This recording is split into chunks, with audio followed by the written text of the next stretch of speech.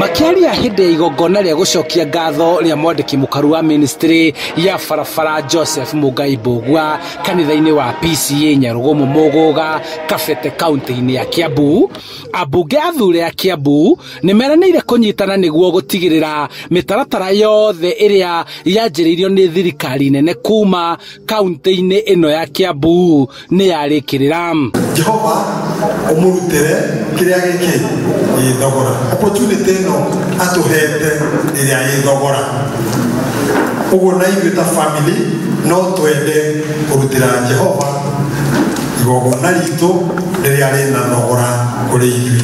Lakini president wetu kwa kweli ameweza kutu appreciate kwa kazi ambayo tulifanya. Ukiangalia katika bunge pia tuliweza kupewa leader wa majority.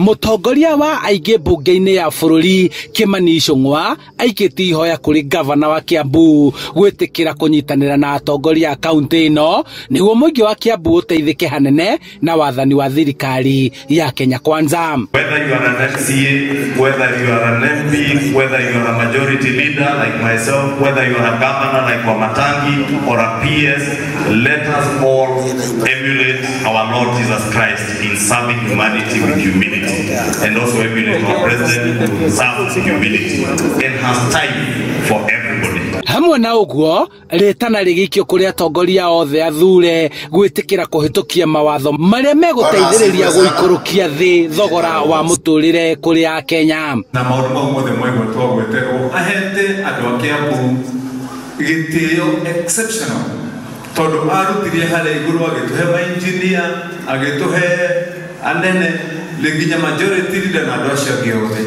tũririkanaga president witũ na mahoya. You have a huge responsibility to rescue that position, and we will all as leaders support you to make sure that we all serve with humility and deliver on our promises to the people of Kiambu. Handũ-inĩ ha Inooro TV kuuma Mũgũga Kabete kaũntĩ-inĩ ya Kiambu, njĩtagwo Charles Gĩkunga wa Kariũki.